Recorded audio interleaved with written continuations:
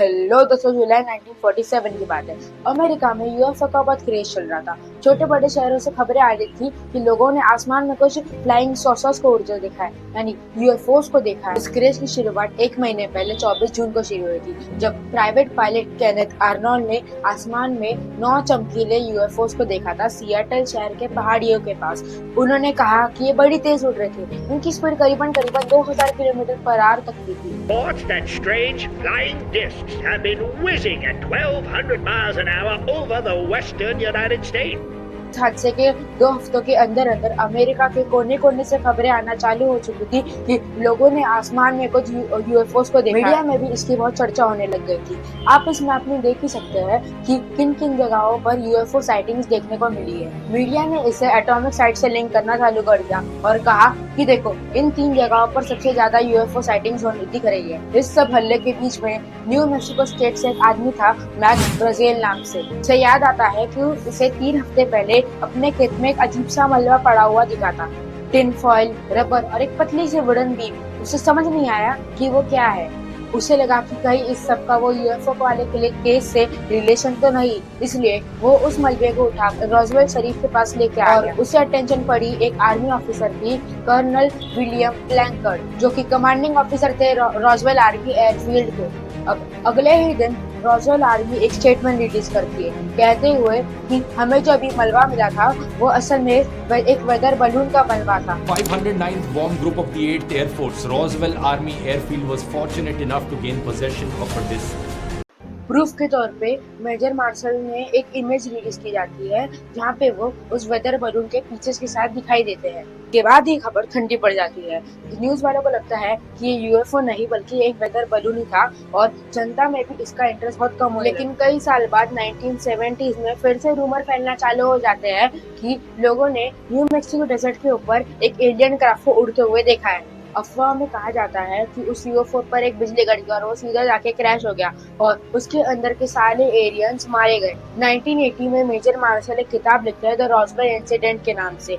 उसमें उन्होंने ये कहा कि जो उन्हें मलबा मिला था वो असल में ऐसा लग ही नहीं रहा था कि वो धरती इस प्लेनेट पे बनाया गया। मलबा धरती का लग ही नहीं रहा था और तब से लेके आज तक रॉसवेल इंसिडेंट की इम्पोर्टेंस बढ़ती चली जाती है। नई थ्योरीज उभर कर आती है। लोग कहते हैं कि जो क्रैश हुआ था यूएफओ का, उसमें असल में एक जिंदा एलियन भी पाया गया था। यूएस आर्मी ने उस एलियन को टॉप सीक्रेट जगह पर लाके रख दिया है और उसे आज तक माना जाता है कि वो एलियन अब तक टॉप सीक्रेट जगह पर ही कैद है। यूएस आर्मी कोशिश कर रही है एलियन टेक्नोलॉजी को रिवर्स इंजीनियर करने की और एलियन लाइफ पे रिसर्च करने की, लेकिन ये सब कुछ होने लगा है ये एक टॉप सीक्रेट लोकेशन पर, जिसका नाम है द एरिया 51। आइए समझते हैं इसकी मिस्ट्री को आज के इस video. Since the late 1940s, Americans have been fascinated by a mysterious region in Nevada known as Area 51. What exactly goes on at Area 51? The Area 51. Area 51. Area 51. The Air Force has recently made public an archive of UFO reports and investigations. Are there any alien remains in Area 51? Area 51 दोस्तों US military की एक facility है, जहां पर एकदम रेगिस्तान के बीचों बीच लोकेटेड है। वहां के पास की सिटी भी इससे मीलों दूर है। यहाँ पर आना, ट्रेसपासिंग करना और आम जनता के लिए अंदर आना बिल्कुल भी अलाउड नहीं है। यहाँ पर बड़े बड़े बोर्ड्स दिखाई देते हैं कि photography of this area is prohibited. If there is any suspicious activity it will be replied by the deadly forces of the US military. बार बार वार्निंग वार्निंग वार्निंग वार्निंग यही लिखा गया है इन बोर्ड पर। तो क्या है असल में इस एरिया 51 के अंदर, आइए समझते हैं इसकी मिस्ट्रीज को। वैसे बड़ा ही इंटरेस्टिंग इंसिडेंट हुआ था इस एरिया 51 के अंदर। जून 2019 में जो रोगन ने बॉब लजार को अपने पॉडकास्ट में इनवाइट किया था।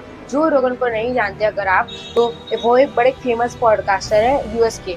तो और बॉब लजार बड़े ही कल्ट फिगर टाइप के आदमी है, जिन्हें यूएफओस पे रिसर्च करना, उन पे स्टडी करना बहुत पसंद है। और बॉब लजार क्लेम करते हैं कि उन्होंने बड़े ही डिटेल में स्टडी किया है यूएफओस को और एरिया 51 को। उनका मानना है कि एरिया 51 में काम करने वाले एक रिसर्चर थे।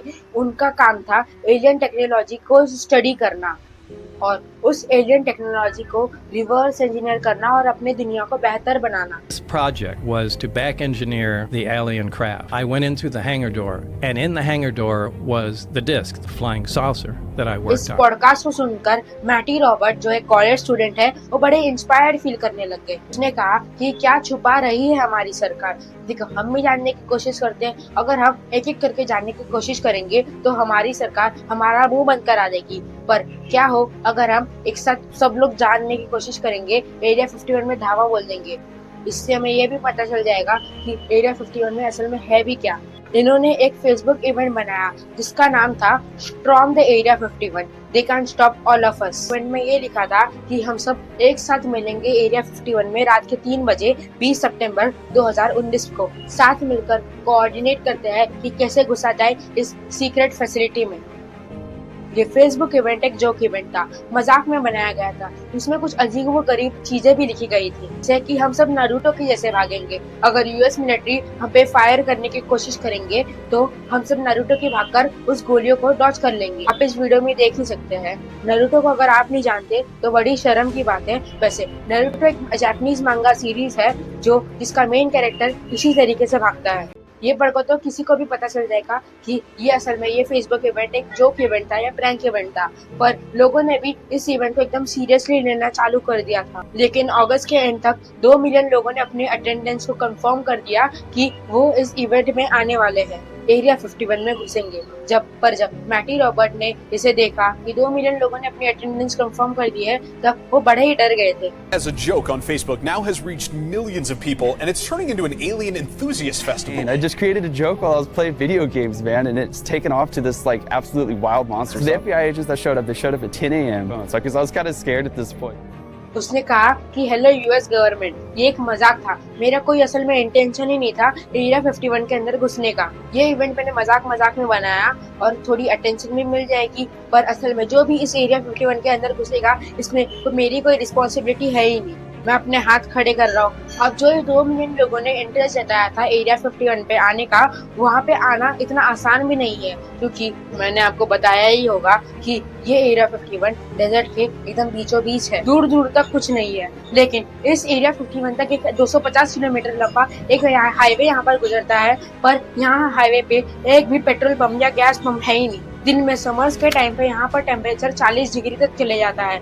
और इकलौती चीज इस एरिया 51 के पास में है तो एक छोटा सा गांव जिसका नाम है रेचल। इस गांव की पॉपुलेशन है 54, असल 54,000 नहीं, 54 लाख नहीं, 5400 भी नहीं, पर असल में इसकी पॉपुलेशन है सिर्फ 54। इस जगह का इतना आइसोलेटेड होने की वजह ये है कि ये जमीन असल में हाईली गवर्नमेंट कंट्रोल एरिया के अंडर आती है। 12,000 स्क्वायर किलोमीटर में फैला हुआ ये एरिया है। इस फैसिलिटी के बगल में ही एक और रिस्ट्रिक्टेड फैसिलिटी है जिसका नाम है द नेवाडा टेस्ट साइट, और अमेरिका ने न्यूक्लियर टेस्टिंग करी थी वहाँ पर 1950 से लेकर 1990s तक वहाँ पे बम फोड़े जा रहे थे। तो ऑब्वियस सी बात है, जहाँ पे न्यूक्लियर बम फोड़े जा रहे हो, एटम बम गिराए जा रहे हो, उस जगह को रिस्ट्रिक्टेड रखना तो एकदम जरूरी बात है। इस इवेंट की बात करने से पहले हमें एरिया 51 की हिस्ट्री जानना बहुत जरूरी है। तो दोस्तों, बात आती है द कोल्ड वॉर की। तो एरिया 51 को बनाया गया था कोल्ड वॉर के समय, जब अमेरिका और सोवियत यूनियन के बीच में राइवलरी चल रही थी। Paranoia was growing about communist infiltration of unions, the entertainment industry and the military and government itself. इसे बनाया गया था for testing and development facility of aircraft, यानी जहाजों की टेस्टिंग और डेवलपमेंट करने के लिए। इसी वजह से जो अमेरिका की हिस्ट्री में सबसे इम्पोर्टेंट स्पाइंग एयरक्राफ्ट थे, उनकी टेस्टिंग भी एरिया 51 में ही की गई थी। जब मिलिट्री के इतने खतरनाक और एकदम सीक्रेट हथियार को छुपाया जाएगा या फिर टेस्ट किया जाएगा, तो जाहिर सी बात है इस एरिया को एकदम सीक्रेट रखा जाएगा। इस एरिया के बारे में इंफॉर्मेशन बहुत कम लोगों को पता थी, क्योंकि जहाँ जहाँ पर इंफॉर्मेशन की कमी होती है वहाँ पर कॉन्स्पिरेसी थियरीज गूंजती है। 54 में अमेरिका के president Dwight Eisenhower secret location की मांग करते हैं रिकॉनेसेंस प्रोग्राम चालू किया जा सके। If top secret reconnaissance aircraft really begins midway in the 20th century, in the darkest days of the Cold War. CIA की बंदों को काम पे लगाया जाता है कि जाओ और ढूंढने निकलो इस जगह पर जहाँ पर हम लोग इस एयरक्राफ्ट की टेस्टिंग की जाए, ऐसे स्पाई प्लेन बना सके जहाँ पर सोवियत यूनियन के अलग अलग एयरक्राफ्ट को ढंग से स्टडी किया जा सके। एनी जेकबसन अपने book the area 51 the uncensored history of US military top secret base के बारे में बताती है कि कैसे उन्होंने इस लेक को ढूंढा, सूखे हुए नेवाड़ा लेक के बेस के It पास was a में। vast, dry lake bed known as Groom Lake. Today it's known by another name, Area 51. ये एक बड़ी क्लासिफाइड जगह थी जहाँ पर सरकार न्यूक्लियर टेस्टिंग को फोड़ने लग रही थी और टेस्टिंग करने लग रही थी। लेकिन एरिया 51 में जो काम चलता है वो स्पाई एयरक्राफ्ट को लेके काम चलता है, पर यहाँ पे 2 एयरक्राफ्ट जो थे वो एकदम कमाल के और एक्स्ट्रा ऑर्डिनरी बनाए हुए थे। U-2 स्पाई एयरप्लेन जो दिखने में कुछ ऐसा लगता है। अमेरिका के लिए जब सोवियत यूनियन ने पहला एटॉमिक बॉम्ब टेस्ट किया था तब उन्हें एकदम इम्पॉसिबल था पता लगाना कि असल में अंदर चल क्या रहा है, कि उस वक्त वहाँ पे कोई सैटेलाइट नहीं थी। 1953 में प्रेसिडेंट रोजवेल हावर एक CIA से मिलकर एक कॉन्वेंट प्रोग्राम बनाते हैं जिसका नाम प्रोजेक्ट एक्वाटोर। $22 मिलियन का बजट और एक ऐसा एरोप्लेन बनाया जाए जो 4000 किलोमीटर तक चल सके बिना रिफ्यूलिंग के, जिसमें 300 किलो तक के कैमरास कैरी किए जा सके और जो 21,000 मीटर के ऊंचाई तक भी पहुंच सके। ऐसा एयरक्राफ्ट जो कि डिटेक्ट ना किया जा सके किसी रेडार में और ना डिटेक्ट किया जा सके एक एंटी मिसाइल से। तो बनता है इनका U-2 स्पाई प्लेन जो कि अमेरिका के इतिहास का सबसे इम्पोर्टेंट स्पाई प्लेन था। कुछ साल तो अमेरिका काफी सक्सेसफुल रहता है सोवियत यूनियन के ऊपर स्पाई करने में और उसका इस्तेमाल करने में, लेकिन 1960s में यह एयरप्लेन सोवियत यूनियन के मिसाइल्स के द्वारा गिरा दिया जाता है सोवियत एयर स्पेस। अमेरिका को मजबूरन मानना पड़ता है कि वो स्पाइंग कर रहे थे यहाँ पर, लेकिन मिलिट्री पर प्रेशर बनाया जाता है सरकार के द्वारा कि आप एक ऐसा एरोप्लेन बनाओ जो किसी भी तरह से शॉट डाउन ना हो सके और उसकी स्पीड इतनी हो कि वो दिख भी ना सके। लेकिन मिलिट्री पर प्रेशर बनाया जाता है सरकार के द्वारा कि आप एक ऐसा एरोप्लेन बनाओ जो किसी भी तरह से शॉट डाउन ना हो सके और उसकी स्पीड इतनी हो कि वो दिख भी ना सके। ऐसे बनाया जाता है लॉकहार्ड SR-71 ब्लैक हर्ड, जो कि आज तक का सबसे तेज उड़ने वाला एरोप्लेन है। इसकी रफ्तार 3400 किलोमीटर तक पर आ रहा है और जो 24,000 मीटर के एल्टीट्यूड तक पहुंच सकता है। इतना ऊंचा और इतना तेज कि कोई भी चीज इसे शूट ही नहीं कर सकती और इसे आज तक कहते हैं द फ्लाइंग बीस्ट। ये ऐसे भयानक प्लेन को सीक्रेट रखना बहुत ही जरूरी है, खास करके तब जब अमेरिका और सोवियत यूनियन के बीच में कोल्ड वॉर चल रही हो। तो कैसे टेस्ट किया जाए इस प्लेन को और दुनिया से बात छुपा कर भी रखी जाए। CIA खुद इस कंस्पिरेसी थ्योरीज को बढ़ावा दे रहे हैं। आसमान में जो UFO उड़ते हैं, ना ही ये क्लेम्स को डिनाई करते हैं, ना ही ये सच्चाई बताते हैं। In the language of the US Department of Defense, these are unidentified aerial phenomena. ये बड़े ही तेज उड़ने वाले, अजीब से दिखने वाले और अनआइडेंटिफाइड सॉसर्स के जैसे दिखने वाले चीजें ये है ही क्या ये एलियंस के फ्लाइंग सॉसर्स है? CIA का बड़ा ही अच्छा तरीका है ये इस प्रोजेक्ट को सीक्रेटिव रखने का और लोगों से दूर रखने का। लोगों को लगने दो कि ये हमारे अनआइडेंटिफाइड फ्लाइंग सॉसर्स ही है और किसी को पता भी नहीं चलेगा असल में ये US फैसिलिटी के टॉप सीक्रेट एयरक्राफ्ट है। इसलिए बताया जाता है कि रॉसवेल इंसिडेंट की जो फ्लाइंग सॉसर्स वाली थियरी थी इसे मीडिया में एक दिन तक क्यों चलाया गया था, लेकिन CIA ये भी जानता था कि अगर सरकार एडमिट कर लेगी कि एलियंस असल में एग्जिस्ट कर रहे हैं और वो असल में एलियन लाइफ पे रिसर्च कर रहे हैं तो अभी सब लोग डर जाएंगे, फैल जाए। इसलिए अगले ही दिन रॉयल आर्मी एक स्टेटमेंट रिलीज करती है कि वो मलबा जो था वो असल में एक वेदर बलून का मलबा ही था। मैंने वीडियो के स्टार्टिंग में बता दिया था कि 1970s में असल में UFOs के जो रूमर्स थे वो जागने लग गए थे, क्योंकि 1970s ही वो समय था जिस दिन द ब्लैक बर्ड SR-71 की ही टेस्टिंग चालू हो रही थी। The SR-71 roared skyward with maximum afterburner thrust. A legendary pilot was taking the first ever flight in a legendary airplane. लेकिन एक्चुअल फैक्ट क्या है ये हमें पता चलता है साल 1994 में, पर असल में फैक्ट पता लगने के बाद भी कुछ नई कॉन्स्पिरेसी थ्योरीज उभर कर आती है। एरिया 51 को एलियंस के साथ एसोसिएट करने का क्रेडिट जाता है बॉब लेजर को, जो एक कॉन्स्पिरेसी थ्योरिस्ट थे।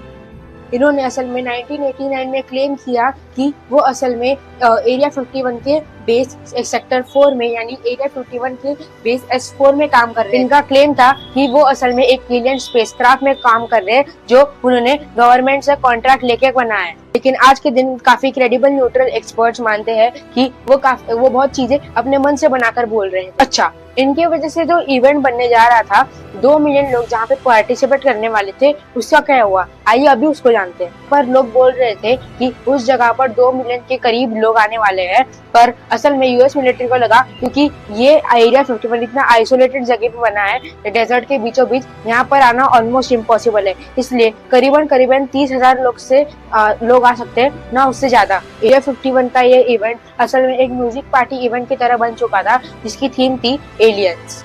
बट ने इस इवेंट को एलियन स्टॉक करके कहना चालू कर दिया था। लेकिन जब ये दिन एक्चुअली में आया तब 30,000 लोग नहीं, सिर्फ 6,000 लोग ही इस इवेंट को ज्वाइन करने के लिए आए। ज्यादातर लोग जानते थे कि इस एरिया के आसपास कोई टेंट नहीं है, इंफ्रास्ट्रक्चर नहीं है, ना कोई घर है, इसलिए उन लोग अपने साथ एक थोड़े से टेंट लेके आए, बड़ी बड़ी गाड़ियों में टेंट लगाए और अपने एलियन थीम पार्टी चालू कर दी है। इसी तरह गवर्नमेंट भी कंसर्न थी इस इवेंट को लेकर, और जहाँ पर पुलिस की संख्या बहुत ज्यादा थी और लोगों की संख्या पुलिस की संख्या से कहीं कम थी। थैंकफुली ये इवेंट बड़ा ही पीसफुल इवेंट था। लोगों ने पार्टी की, डांस किया और मेन बात एरिया 51 के अंदर घुसने की कोशिश नहीं की और किसी भी प्रॉपर्टी को डैमेज नहीं हुआ। वहाँ पे जो शरीफ थे उन्होंने कहा कि हमें जो जितनी पुलिस स्क्वाड लानी पड़ी उसकी कॉस्ट लगभग $3 लाख थी।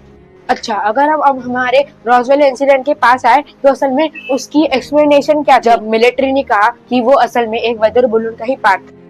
साल 1984 में एयरफोर्स बताती है यूएस मिलिट्री की कि वो असल में जो प्रोजेक्ट था वो असल में एक न्यूक्लियर सर्वेलेंस बलून था जो प्रोजेक्ट मोगुल के अंडर आता था, जहां पर अगर सोवियत यूनियन न्यूक्लियर टेस्टिंग करे तो बहुत दूर से उसके साउंड वेव से पता लग जाए कि असल में सोवियत यूनियन न्यूक्लियर टेस्टिंग कर रही है। तो क्योंकि सरकार ने इतना झूठ बोलने के बाद भी एक नया स्टेटमेंट रिलीज करती है सच्चाई की, तो लोग सच्चाई को छोड़ के कॉन्स्पिरेसी थियरीज को ही ठीक मानने लगेंगे। इसी वजह से दोस्तों लोगों का ट्रस्ट कम हो गया था और ऐसी नई कॉन्स्पिरेसी थ्योरी फैलने लग गई थी पूरे देश भर में। लेकिन सच्चाई यही है कि अगर आप नॉर्मल एरोप्लेन की साइटिंग को देखोगे, देखिए दोस्तों, जो नॉर्मल पैसेंजर एयरक्राफ्ट है वो 10,000 से 12,000 मीटर की ऊंचाई तक उड़ते हैं, और जो ऐसे मिलिट्री एयरक्राफ्ट है जैसे SR-71 या U-2 वो असल में 12,000 मीटर 18,000 मीटर तक भी उड़ते थे। इन SR-71 का जो मैक्सिमम एल्टीट्यूड था वो था 26,000 मीटर। तो दोस्तों ये जो टेस्टिंग की जाती थी एयरक्राफ्ट की वो असल में सनसेट के टाइम पे की जाती थी या शाम के टाइम पे की जाती थी। अब आप लोग ही सोचिए कि सनसेट के टाइम पे इतने अजीब से दिखने वाले, इतने तेज उड़ने वाले और इतनी ऊंचाई पे रहने वाले ऐसे ऑब्जेक्ट्स सनसेट के रेस के साथ रिफ्लेक्ट होंगे और शाइन करेंगे, तो क्या वो यूएफओ जैसे दिख नहीं सकते? ज्यादातर यूएफओ साइटिंग्स में ये होता है कि जैसे मिलिट्री के फ्लेयर्स, मिलिट्री के यूएफओस, मिलिट्री के फाइटर जेट ऐसे जब सनसेट के टाइम पे उड़ते हैं उनकी रेस रिफ्लेक्ट करती है, तो ऐसा प्रिटेंड होता है कि असल में हम सामने यूएफओस को ही देख रहे हैं। और दोस्तों यूएफओ का फुल फॉर्म भी अनआइडेंटिफाइड फ्लाइंग ऑब्जेक्ट होता है। ये किसी ने नहीं कहा कि ये सीधा डायरेक्ट एलियन से रिलेट करता है। अनआइडेंटिफाइड का मतलब यानी कुछ भी अनआइडेंटिफाइड हो सकता है, जैसे एरिया 51 के ऊपर उड़ने वाले स्पाई प्लेन्स या अजीबोगरीब से दिखने वाले एयरक्राफ्ट। जैसे ही शाम के टाइम पे यूएफओ साइटिंग्स को देखा गया वैसे ही लोगों ने अज्यूम कर लिया कि ये असल में एरिया 51 के यूएफओस ही या एलियंस ही है। यूएस मिलिट्री के प्रोजेक्ट ब्लू बुक में ऐसा किया गया कि जहाँ पर यूएफओ साइटिंग्स हुई है या जिस टाइम पर यूएफओ साइटिंग्स देखी गई है उन्होंने अपने ही फ्लाइट रिकॉर्ड के साथ मैच करने की कोशिश की और उन्हें एक ऐसी चीज मिली जो एकदम अनएक्सपेक्टेड थी, यानी जो टाइम एक साथ सिमिलर था जहाँ पे लोगों ने यूएफओस को देखा था। लेट 1950s और लेट 1960s में ऐसी यूएफओ साइटिंग्स की रिपोर्ट को एलिमिनेट किया गया था। बॉब लजार जो कंस्पिरेसी थ्योरीज क्लेम करते हैं कि उन्हें सरकार ने हायर किया गया था एलियन टेक्नोलॉजी को इन्वेस्टिगेट करने का, वो असल में पता चलता है कि उनका एजुकेशनल बैकग्राउंड भी फैब्रिकेटेड है, यानी उनके जो कॉलेज की डिग्री है वो भी असल में फेक ही है। इसलिए ऑफिशियली वो MIT में कुछ साइंटिफिक कर रहे थे पर वो असल में ऑफिशियली एनरोल ही नहीं कर पाए, इसलिए उन्होंने एक फेक डिग्री बना ली। लेकिन क्लेम करते हैं कि मैंने MIT से पढ़ाई कर रही है।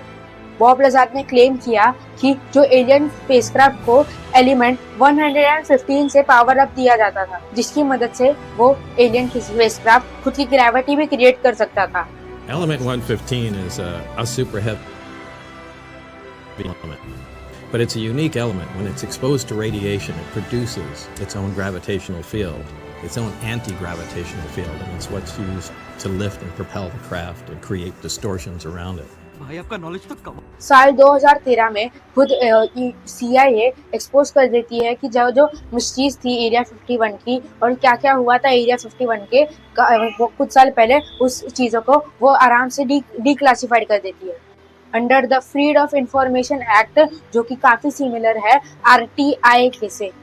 इंडिया में जैसे RTI फाइल करी जाती है गवर्नमेंट की इंफॉर्मेशन को लेके, वैसे ही अमेरिका में freedom of information act file करी थी ये रिक्वेस्ट 2005 में, और CIA ने इसे 2013 में CIA documents officially acknowledge the site for the first time. But if you're looking to gain insight into aliens or spaceships, you might be disappointed. इस information के तहत एरिया 51 की एकदम एग्जैक्ट लोकेशन मिल जाती है, जिसे CIA ने बताया गया ये नेवाडा स्टेट के मोहावा जगह पे स्थित है। जून 2017 में 13 मिलियन डॉक्यूमेंट डीक्लासिफाइड किए जाते हैं जो CIA ने रिलीज किए। इन डॉक्यूमेंट में कई सारे रिपोर्ट और एक्सपेरिमेंट दिखाए जाते हैं जो CIA ने रिलीज किए हैं और डीक्लासिफाइड किए हैं। कई सारी एजेंसीज का कहना है कि जितना भी रिकॉर्ड था UFOs को लेकर वो सब अब पब्लिकली अवेलेबल हो चुकी है। Through the 1950s, UFO sightings become the convenient cover-up for U-2 flights. But on May 1st, 1960, America's top-secret spying mission is blown when the USSR downs a high-flying U-2. बस एक चीज है कि अगर आप भी कभी भी एरिया 51 के पास जाओ और उसके अंदर जाने की कोशिश मत करना, टेस्ट मास्क मत करना, क्योंकि वो अभी तक एक मिलिट्री फैसिलिटी है और उसके अंदर जाना भी प्रोहिबिटेड है। वैसे दोस्तों, क्या आपको पता है हमारा ब्रेन और हमारा यूनिवर्स काफी सिमिलर दिखता है, और हमारे ब्रेन में जो न्यूरॉन्स प्रेजेंट है वो यूनिवर्स के न्यूरॉन्स की तरह भी दिखते हैं। वैसे आइए समझते हैं इस यूनिवर्स और ब्रेन के कॉन्सेप्ट को इस वीडियो में। दोस्तों, आप इस वीडियो को देखना मत भूलना और इस वीडियो को भी लाइक, शेयर और सब्सक्राइब करना मत भूलना। आज तक के लिए इतना ही। जब तक अगली वीडियो आती है तब तक के लिए गुड बाय।